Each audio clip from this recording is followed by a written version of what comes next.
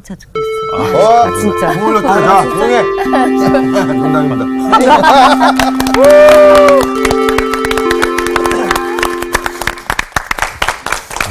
안녕하세요. 이곳에 올 때마다 막 힘을 받는 것 같아요. 여러분들이 아주 젊고 아름답고 또 생기발랄하니까 좋습니다. 힘을 받는 거예요. 네. 여러분도 저를 통해서 좀 힘을 받았으면 좋겠는데. 그럼요. 힘보다 좋습니다. 네. 그 마음의 양식, 약간 좀 그 인성, 또 성품, 또 설교 이런 걸 또 배웁니다. 오늘따라 또 되게 밝게 입고 오셨어요. 머리랑 셔츠랑 또 깔맞춤으로 맞아요. 이렇게. 저 밝아 보이세요. 미소가 아름다우셔요. 칭찬 퍼레. 좀 젊어지신 것 같기도 하고. 약간 그 치킨 할아버지 닮았어요. 더 해드려요. 치킨 할아버지 기가 막힌 할아버지잖아요. 네, 아, 맞아요. 그래요? 네. 네. 어쨌든 편집이다. 좋은 말을 자꾸 하면 네. 자신이 좋아져요. 네. 그리고 기분이 좋아지잖아요. 맞아요. 맞습니다. 자, 제가 또 문 한 연 찍겠습니다. 오랜만인데? 오늘 여러분 어떠십니까? 좋습니다. 이거는 뭐예요? 야, 위로 올리려고. 하나님께 영광. 좋아. 행복을 딱. 의미 제가 없이 다니다 한것 보면 같은데. 사람들이 저한테 와가지고 목사님 어떠십니까? 그러더라고요. 정말이에요.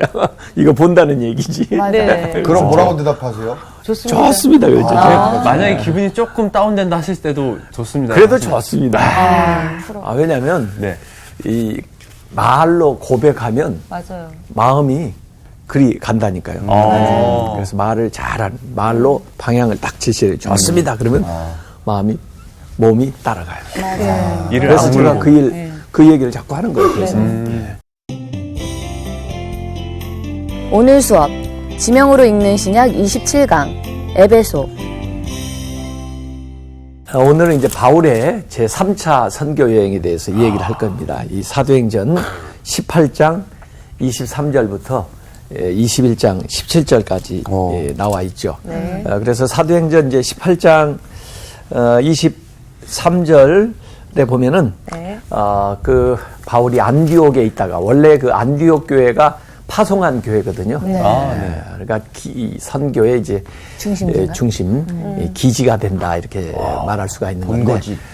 그곳에 와서 어느 정도 또 좀 회복도 하고 또 충전도 하고 또 나름대로 이제 기도하면서 계획을 세운 다음에 그 다음에 이제 세 번째 선교 여행을 떠나는 대목이 사도행전 18장 23절에 이렇게 나옵니다. 얼마 있다가 안디옥에서 얼마 동안 있다가 떠나서 갈라디아와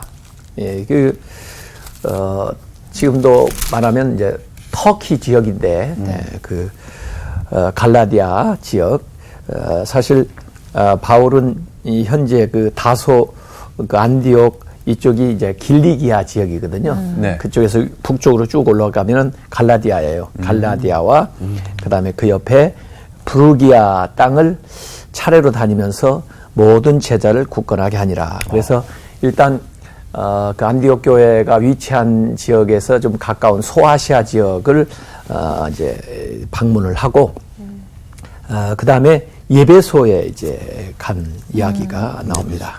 그래서 지도를 한번 보시면은 이제 안디옥에서 그 바울의 고향은 다소인데 그곳에서 이제 더베, 루스드라 이전에 세웠던 교회들이 있는 곳이에요. 이고니온 그다음에 이제 비시디아 안디옥 그래가지고 이제 예배소까지 이렇게 가고 사실 바울의 3차 선교 여행의 거의 대부분은 이 예배소에서 시간을 보내요. 그러나 그 이제 예배소에서 사역을 하다가 이전에 세웠던 교회를 다시 한번 가서 좀 격려도 하고 또 어떻게 잘하고 있는가 교회가 볼 겸해서 이전에 세웠던 교회들을 미둘레네, 아소 뭐 해가지고 거쳐서 쭉 빌립보, 아볼로니아, 데살로니가, 베레아, 아덴, 고린도까지 갔다가 다시 되짚어서 사실 그 고린도에서 배 타고 예배소로 오면 더 쉬운 길인데 또 사실 그렇게 오지를 않고 결국은 이 육로를 통해서 다시 되짚어 와요. 베레아, 데살로니가, 쭉 빌립보 해가지고 그 예배소 아래에 있는 밀레도까지 내려와가지고 예배소에 있는 교회에 그 장로님들 오라고 그래가지고 이 밀레도에서 만나요. 그래서 그 예루살렘으로 갈 계획을 이 얘기를 하는 거예요. 근데 사실은 이 구제하기 위해서 이 마케도니아 지역, 아가야 지역에 있는 교회들이 구제 헌금을 해준 것을 예루살렘 교회에 전달하기 위해서 이제 가는 길에 다시 자기가 주로 사역을 했었던 그 예배소 지역 가까운 그 밀레도에서 이제 예배소 교회 장로들을 만나는 거죠. 그래서 여기서 고별하는 이야기가 참 눈물겨운 이야기가 많이 나와요. 왜냐하면 기도하던 사람들이 다 앞으로 바울이 이 예루살렘에 가면 어려운 일을 당할 걸 다 예측을 하고 또 사실 바울도 알아요. 그럼에도 불구하고 이제 가야 되고 또 보내야 되는 그런 일들이 이 밀레도에서 있었어요. 그곳에서 이제 배를 타고 시돈까지 가가지고 그 가이사라로 해서 예루살렘에 가는 요게 이제 바울의 3차 선교 여행이 진행이 됩니다. 그래서 아무래도 중심적으로 사역을 했던 그 예배소 이야기가 오늘 중심이 될 텐데요. 아니 이때 당시에 네. 선교 여행을 다 보면은 굉장히 긴 거리잖아요. 예. 근데 비행기도 없고 진짜 걸어서 가고 네. 뭐 배 타고 다니고 이래야 되는데 진짜 하나님의 교회를 위해서 이렇게 돌아다닌 거잖아요. 예. 그 집념이라고 해야 되나, 그 마음이라고 해야 되나, 대단한 것 같아요. 네. 그 하나님의 소명, 나를 부르신 그 소명에 따라서 그리고 성령의 인도하심 따라서 바울이 그냥 혼자 가는 길을 독자적으로 결정하는 것 같지가 않아요. 기도를 해요. 그래서 때로는 자기가 가려고 했던 방향으로 가지를 못하고 성령이 인도하시는 방향으로 가요. 또 내가 언제 가고 싶었지만은 기도하다 보니까 좀 시간이 좀 미뤄져요. 이렇게. 그래서 사도행전은 물론 이 사도가 다니는 그 행전이기도 하지만 결국에는 그 안에서 성령이 인도하시는 대로 가는 건데 지금 아까 그 지도를 보듯이 성령이 그렇게 인도하고 있다 이렇게 볼 수가 있는데 저는 이 바울이 몇 살에 다시 예루살렘에 갔는지가 너무 67년도에 이제 순교를 당하는데 그래도 좀 젊은 나이에 이 선교를 했다고 이렇게 볼 수가 있고 그 다음에 이 바울 시대에 뭐 이 교통수단 가운데 좀 빠른 게 배예요, 배.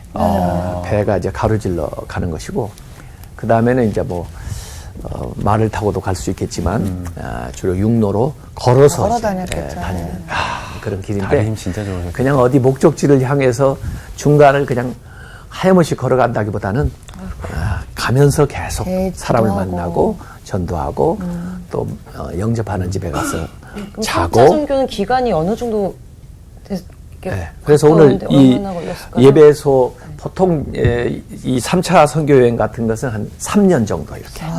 이게 3년 정도. 왜냐하면 예배소에서 한 2년 반 정도 머물렀거든요. 그 외에는 이제 이렇게 가서 방문을 하고 다니는 그런 이제 모습으로 다녔습니다. 자, 그래서 오늘 아까 지도에서 살펴본 대신 원래 이제 2차 선교 여행에서 잠시 예배소를 들렸던 이제 기사가 나오는데 네. 그때 이제 사도행전 18장 21절에 보면 바울이 그 예배소에 있는 교인들에게 이 얘기를 한 적이 있어요.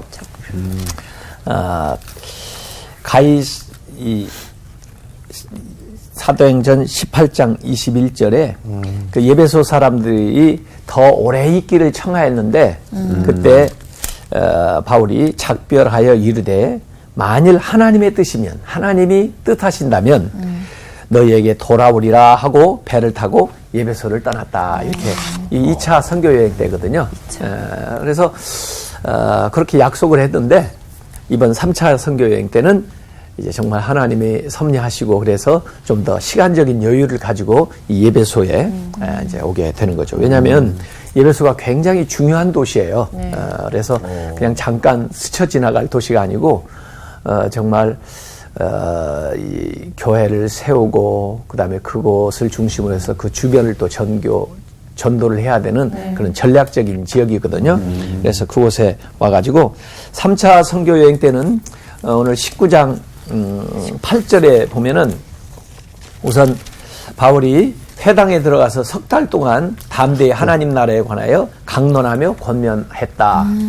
주로 이제 유대인들이 있는 지역에 가면 항상 회당이 있거든요. 네. 그래서 그 회당에 들어가서 이제 전도를 하다 보면 유대교 신자들 가운데 이제 그리스도인이 되는 사람들도 생겨나고 또 그들을 통해서 이제 교회가 시작되면서 또 이방인들도 믿게 되는 그런 이제 역사가 일어나게 되는데 우선 석 달 동안 쭉 하다 보니까 사람들이 모이게 된 것 같아요. 그래서 두라노 소원을 세워가지고 9절에 보면 두라노 소원 거기에서 날마다 이제 강론을 하는 거예요. 그래가지고 10절에 보면 2해 동안 2년 동안이죠. 2해 동안 이같이 하니 아시아에 사는 자는 유대인이나 헬라인이나 다 주의 말씀을 들었다. 그래서 유대인뿐 아니라 헬라인조차도 그 예배소에 있는 사람들이 신자가 많이 됐다. 그런 이야기가 거기 적혀 있습니다. 그래서 이 예배소라고 하는 곳은요, 지금도 굉장한 관광지예요. 네, 진짜 한번 가보고 싶어요. 유적지가 너무 지금 지명도 에베소인가요? 예, 예배소. 네, 그래서 사실 우리 교회 학교 아이들도 이번에 거기를 가려고 그래. 터키 지역을. 저도 그 학생하고 같이 가야 있습니다. 되겠네요. 애들은 그 이제 비전 출입이라고 해가지고 가서 이렇게 좀 보고 그러는데 이제 기독교 유적뿐 아니라 일반 유적들이 많이 있는 곳인데 그 로마의 아주 주요한 도시였고요. 네. 동방으로 이어지는 이제 두 개의 중요한 상업 도로가 있었는데 그래서 상업이 발달해 있고 종교의 중심지이기도 하고 그 당시에는 사실은 항구도 있었어요. 지금은 모래가 많이 퇴적돼 가지고 항구가 굉장히 좀 멀어져 있는데 거기에 가면 이제 유명한 게 셀수스 도서관입니다. 제가 그래서 사진도 하나 가져왔는데 의리하다. 예. 와, 진짜. 주후 135년에 세워졌으니까. 얼마나 오래된 거예요. 135년에. 근데 그 당시에 나는 좀 믿을 수 없는 게 여기에 책을 얼마나 소장하고 있냐면 20만 권 이상 소장을 20만 권이요? 아니, 그때 당시에는 또 책 구하기도 힘들었을 텐데요. 그러니까. 책 만드는 것도 힘들었어요. 어마어마한. 돌판 아니었어요? 그때? 돌판. 뭐 파피러스에도 쓰고 뭐 양피지에도 쓰고 막 그럴 때인데 어쨌든 거기에 도서관이 있어서 20만 권 이상 소장해가지고 세계의 3대 도서관 중에 하나가 이 셀수스 도서관이고요. 그다음에 이제 거기에 가면 세계 7대 불가사의 중에 하나인 아데미 신전이 있습니다. 왜 아데미 불가사예요? 신전, 예? 왜 불가사예요? 이해할 수가 없다는 거죠. 그 시대에 어떻게 이런 것들을 만들었을까 하는데 지금은 가보면 기둥 하나만 남아 있어요. 하나만 남아있네요. 저는 기둥 하나가 이게 불가사인가? 아니죠. 다음 그게 이제 하나만 그 남아. 규모를 좀 우리한테 보여주는데 한 120개의 대리석 기둥으로 지어진 그 세계 이 헬라 세계에서는 가장 큰 건축물이면서 건축물 단일 건물로 완전히 모든 게 대리석으로 지어진 이제 건물이다 해서 진짜 힘들었겠다. 유명한 거죠. 예. 어쨌든 이런 지역에 가서 이제 이 바울이 선교를 하는데 우선 예배소에 갔더니 원래 그 세례 요한 예수님 전에 왔던 분이 있잖아요. 네. 그 세례 요한의 제자들을 만났어요. 12사람을 만났는데 아마 아볼로라고 하는 사람도 그 영향을 받은 사람인 것 같아요. 아볼로라는 아주 달변가, 웅변가인 것 같아요. 근데 이분이 알렉산드리아 출신인데 이제 예배소에 와가지고 이제 이분은 이 세례 요한한테 배운 것들을 이제 사람들에게 가르치는데도 굉장히 설득력이 있고 네. 또 사람들에게 감화를 끼쳤던 것 같아요. 그래서 그 바울과 같이 사역을 했던 브리스가와 아굴라가 네. 고린도에서 고린도 교회도 세웠고 그다음에 예배소까지 같이 왔었거든요. 네네네. 2차 선교 여행 때. 네네네. 바울은 이제 갔지만 네. 거기에 남아서 브리스가와 아굴라가 이 천막 만드는 일도 하면서 나름대로 섬기는 일을 하고 있었는데 그때 이제 바울은 이미 이제 갔지만 아볼로라는 사람을 이렇게 만나보니까 대단히 젊고 또 그 능력 있는 사람인데 문제는 좀 성령에 대해서 잘 모르는 거야. 이게 좀 아쉬워요. 학문으로만 좀 빠삭했던 그런 분이었나 보네요. 그렇죠. 이 체험적인 게 좀 부족한 거야. 그래서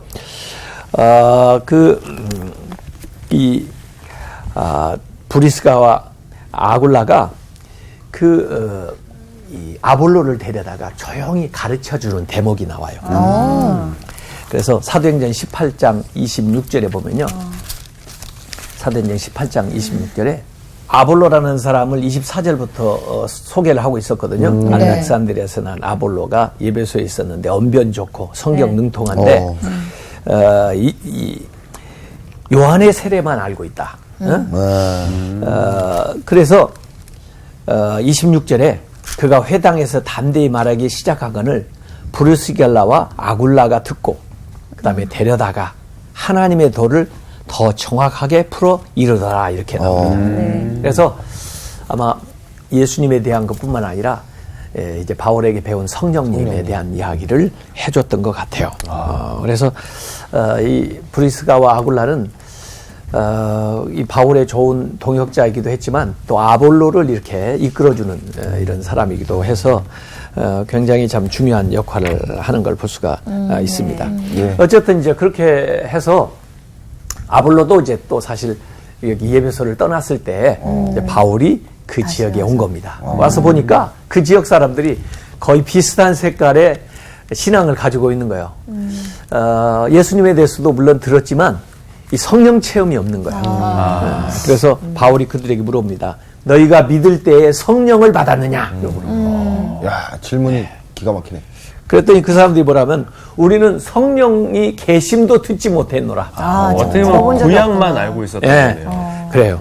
그래서 구약에서 이야기한 또 그 예수님에 대한 이야기도 좀 알고 있지만 이미 이제 성령님이 오셔가지고 각 지역에서 지금 역사하고 계시는데 거기에 대해서는 좀 아는 것이 부족한 그런 상황이에요. 그래서 참 다 좋은데 이 한 가지가 이 성령의 역사가 있느냐, 성령을 체험했느냐 이게 신앙생활을 완전히 다르게 만드는 거예요. 뭐 제자들도 그렇잖아요. 이전에 예수님을 심지어 따라다녔지만은 성령 받기 전하고 오순절 마가의 다락방에서 성령 받은 다음에 제자들의 모습이 완전히 다르잖아요. 그래서 신앙생활에 이 성령님이 얼마나 결정적인가 하는 것을 이제 우리가 보게 되는데 이제 그런 면이 좀 부족한 거죠. 그래서 이제 바울이 와서 그 사역을 이제 하게 되는 겁니다. 그 세례 요한은 회개하라, 회개의 복음을 전했어요. 근데 이제 그 예수님에 대해서 우리가 바로 알면은 그 십자가, 죄에 대한 용서뿐만 아니라 부활, 이런 이제 구원의 복음을 우리가 들어야 구원의 확신도 생기고, 그 다음에 예수님이 말씀하신 대로 이제 성령 세례를 우리가 받아야 능력 있는 신앙생활을 하게 되는 거죠. 그래서 이 세례 요한의 사역은 예수님의 사역으로 이렇게 연결이 돼야 되고 또 예수님의 사역은 성령님의 사역으로 연결이 돼야 되는 거죠. 우리의 신앙이 구약에만 머무르면 안 되고 신약의 복음서에서 더 나아가서 이제 사도행전의 이 역사로 우리가 이어져야 하는 거예요. 그래서 사실 요한도, 세례 요한도 예수님에 대한 이야기를 한 적이 있어요. 누가복음 3장 16절에 나는 물로 너희에게 세례를 베풀거니와 나보다 능력이 많으신 이가 오시나니 나는 그의 신들매를 풀기도 감당하지 못하겠노라. 그는 예수님은 성령과 불로 너희에게 세례를 베풀이라. 요한이 예수님에 대해서 얘기를 했어요. 또 예수님은 성령님에 대해서 이 얘기를 하셨어요. 그게 이제 요한복음 16장 7절에 내가 떠나가는 것이 너희에게 유익이라. 내가 떠나가지 아니하면 보혜사 성령이에요. 너희에게 오지 아니하실 것이요. 내가 가면 그를 너희에게로 보내시리라. 그러니까 예수님이 성령님을 보내는 거예요. 그렇죠? 임무 교대를 하시는 거예요. 네. 물론 예수님이 활동할 때도 성령의 역사가 나타났지만 그러나 본격적으로 이제 성령의 시대가 이제 열리게 되는 거죠. 그래서 이미 마가의 다락방에서는 오순절에 성령 임했잖아요. 네. 또 사마리아에도 성령 세례가 사도행전 8장 17절에 보면 사마리아의 오순절이라고 말할 수 있는 역사가 일어났고 또 고넬료 가정에도 성령의 세례가 임했어요. 그게 사도행전 10장 44절에 나오는데 이제 오늘은 그 예배소에 성령 임하는 예배소의 오순절 그렇게 말할 수가 있겠죠. 네. 그 역사가 여기 기록이 되어 있습니다. 저는 이 성령님에 대해서 좀 쉽게 설명하면 요새 같으면 이런 원리로 설명하면 좋겠어요. 내비게이션 알죠? 내비게이션. 네네. 너무 친해요. 내비게이션은 원래 우리가 어디 찾아가려면 지도를 보고 다녔잖아요. 네. 근데 이제 지도의 문제는 어디가 동서남북인지도 물론 알아야 되겠지만 네. 어디쯤 가고 있는지 예? 맞아요. 그걸 잘 모르잖아요. 네네네. 내가 어디 있는지 구체적으로. 몰라요. 내가 어디 있는지 이거 잘 네네. 모르잖아요. 그래서 이 지도 위에다가 이제 화살표를 표시해 주자. 이 GPS 위에서 그렇죠. 네. 위에서 보고 파악을 해가지고 진행 방향을 화살표로 가르쳐 주잖아요. 네. 실시간으로 오늘 네. 예? 현재 지도 위에다 표시를 해주잖아요. 네. 그래서 나는 이 성경은 지도고 성경은 지도예요. 하나님 말씀이 이미 다 주어져 있는 지도. 근데 성령은 그 하나님의 역사를 오늘 현재화 시켜가지고 보여주는 실시간으로. 위성 같은 거네요. GPS 같은 거예요. 우리가 가는 방향을 이렇게 가르쳐주고 인도해 주는 거예요. 그러니까 이 하나님 말씀을 우리가 잘 읽고 공부하고 배우는 것도 다 중요하지만 성령의 인도하심을 받으면 그 말씀 위에서 살아간다니까. 역사가 일어난다니까. 그래서 하나님 말씀에 기록되어 있는 모든 일들을 오늘 현재화 시켜가지고 나에게 적용시켜서 나타나게 해주시는 분이 성령님.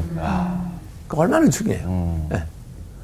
그리고 얼마나 우리가 실제로 신앙생활을 하는 데 있어서 실제적인 도움을 받을 수가 있잖아요.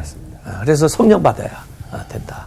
그런 얘기를 하고 싶은데 그래서 이 성령님은 시간과 공간을 초월해서 우리 안에 내재하실 뿐만 아니라 우리를 인도하시고 또 필요할 때는 우리를 깨우쳐 주시고 또 우리에게 도움을 주셔요. 능력을 주신단 말이에요. 네, 그래서 우리가 예수 믿고 구원받는다는 것은 죄 사함을 받을 뿐만 아니라 죄를 이길 수 있는 능력이 생기는 거예요. 또 하나님의 뜻대로 살아갈 수 있는 힘을 얻게 되는 거예요.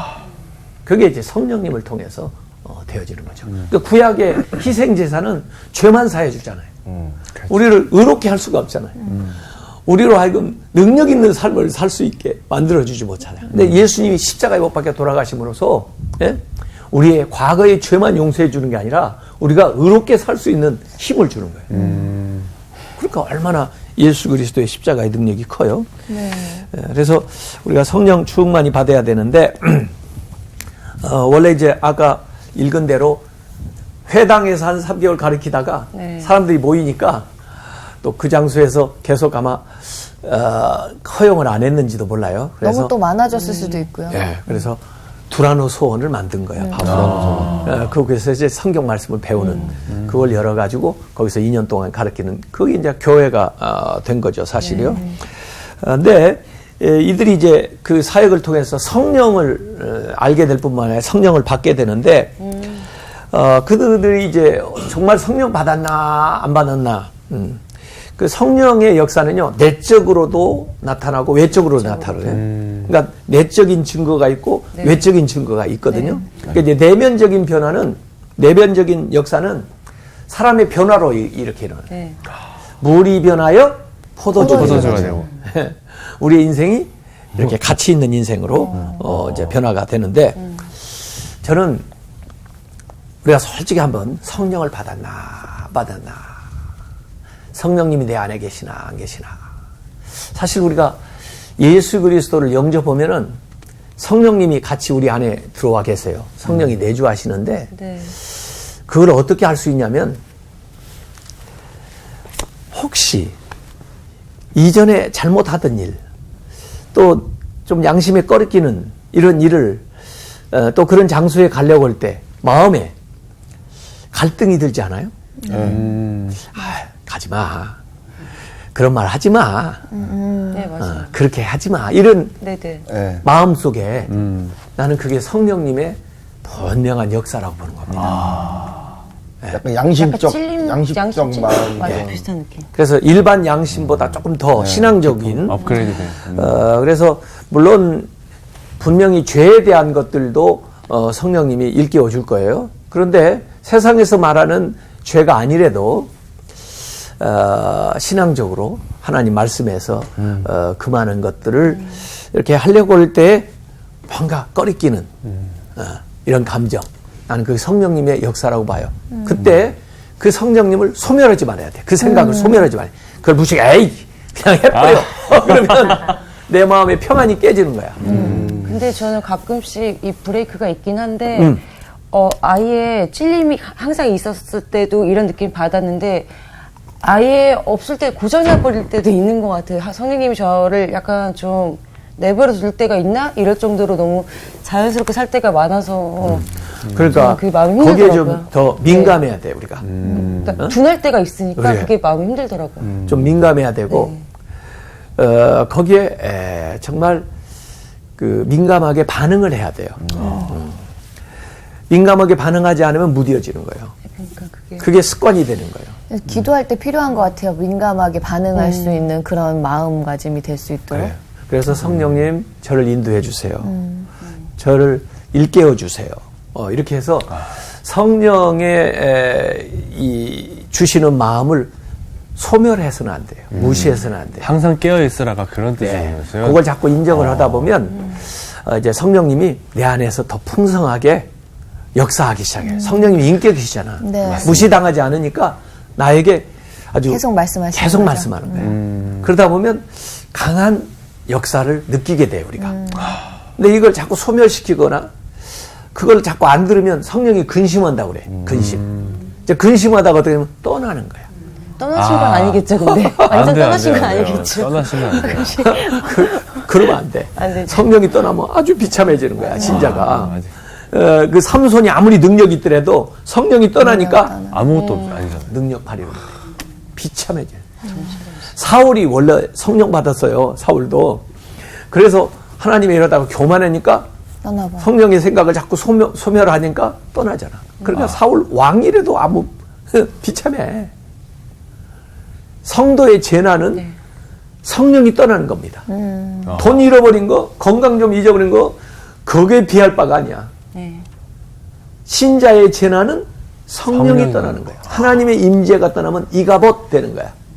예? 하나님의 영광 떠난 거야. 임재가 떠나면 비참해지는 거야. 그래서 우리 신자들은요, 사실 행복하기보다 거룩하기를 원해야 돼요. 왜냐면 성령, 거룩한 영이시거든. Holy Spirit. 성자, 성부, 다 하나님에게 속한 건 홀리야. 우리가 그 속성을 같이 공유해야 성도가 되는 거예요. 그러지 않으면 신앙생활 못해요. 우리가 신앙생활 가만히 생각해 보세요. 내가 예수 믿게 된다는 게 뭐냐면 그리스도와 결혼하는 거야. 그리스도의 정결한 신부가 되는 거라고. 결혼을 했으면 행복하게 살아야지, 세상에서는. 그렇죠. 근데 우리는 결혼했으면 거룩하게 살아야 돼. 왜? 그리스도가 거룩하시니까.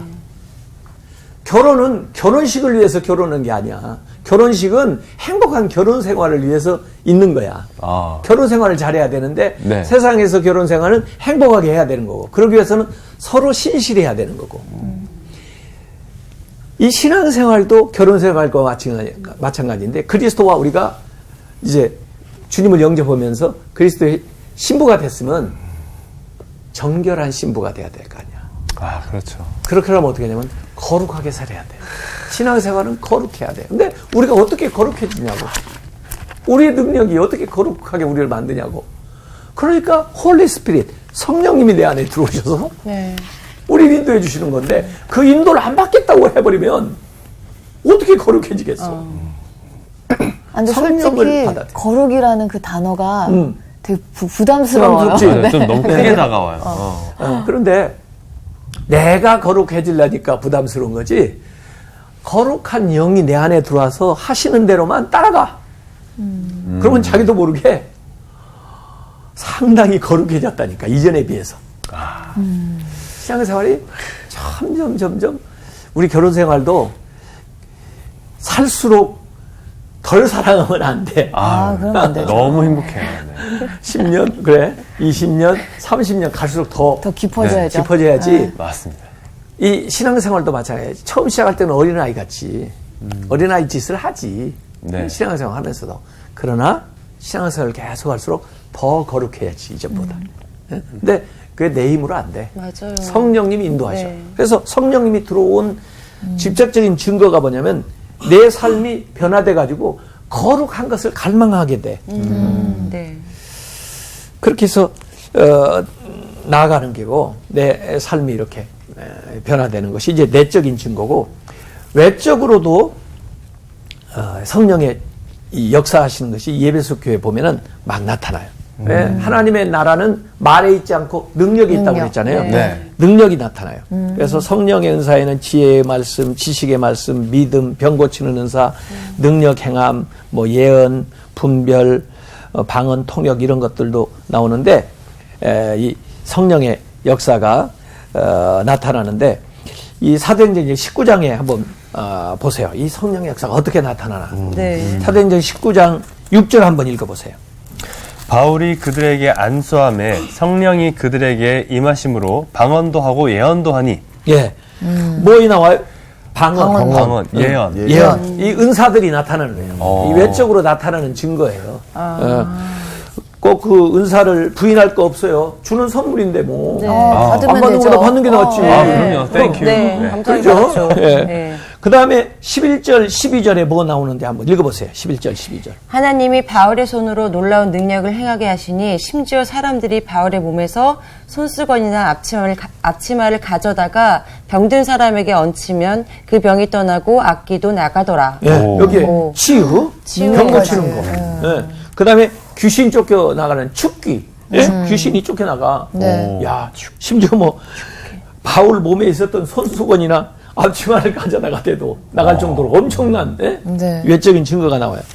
그 다음에 13절부터 17절까지 또 한번 읽어보세요. 네, 이에 돌아다니며 마술하는 어떤 유대인들이 시험 삼아 악기 들린 자에게 주 예수의 이름을 불러 말하되 내가 바울이 전파하는 예수를 의지하여 너희에게 명하노라 하더라. 유대의 한 제사장 스게와의 7 아들도 이 일을 행하더니 악귀가 대답하여 이르되 내가 예수도 알고 바울도 알거니와 너희는 누구냐 하며 악귀 들린 사람이 그들에게 뛰어올라 눌러 이기니 그들이 상하여 벗은 몸으로 그 집에서 도망하는지라. 에베소에 사는 유대인과 헬라인들이 다 이 일을 알고 두려워하며 주 예수의 이름을 높이고. 예, 여기 에피소드가 하나 나오는데, 이 바울의 이름으로 막, 또 예수님의 이름으로 귀신이 막 쫓겨다니니까, 네. 사칭하는 자도 나와. 제가 어디서 들었는데 가짜가 있기 때문에 진짜가 더 빛이 난다고. 그렇지. 그 말도. 맞아요.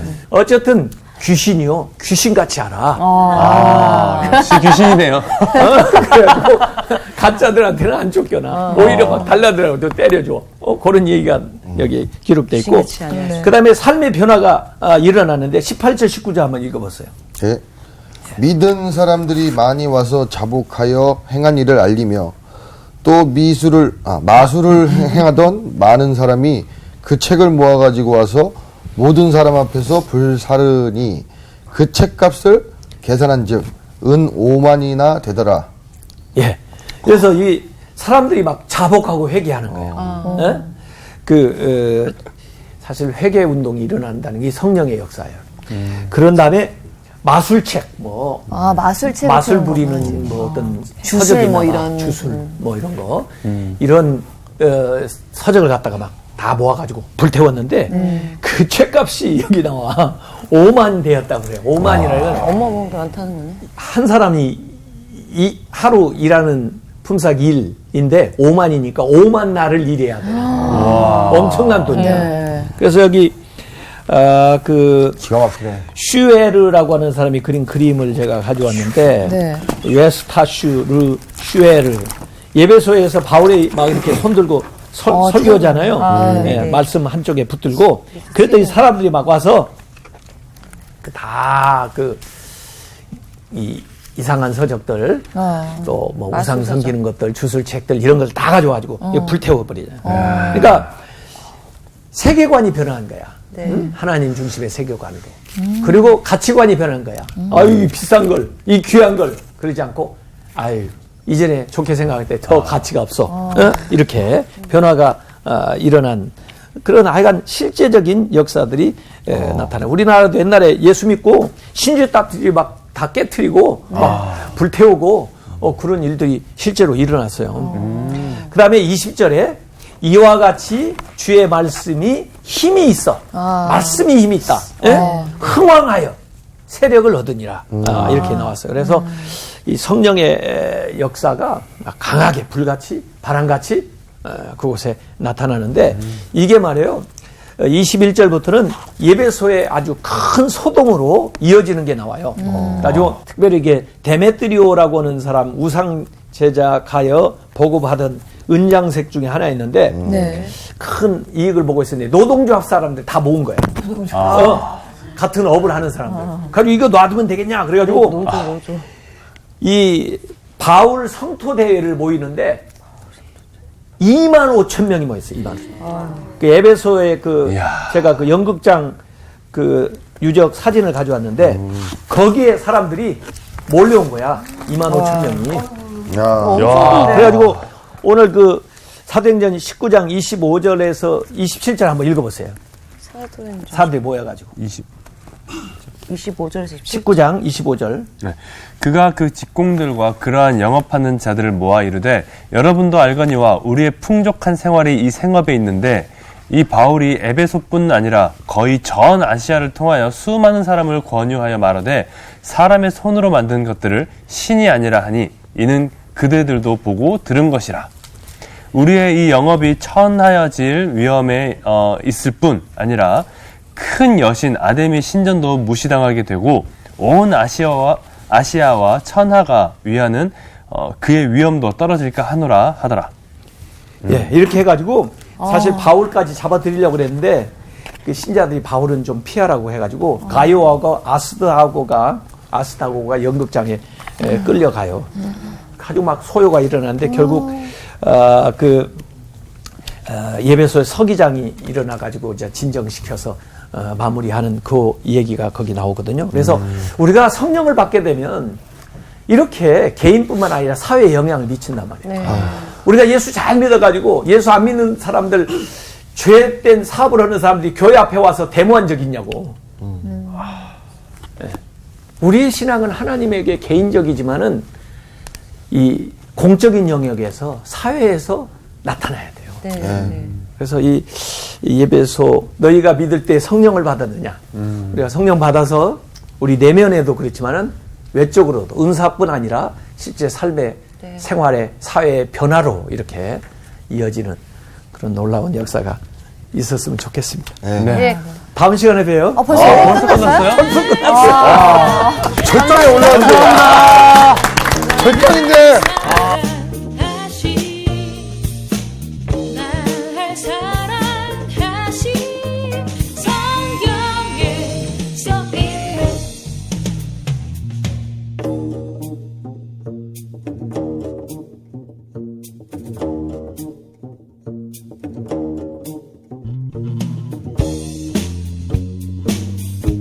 about the love of Jesus. 이번 주 퀴즈입니다.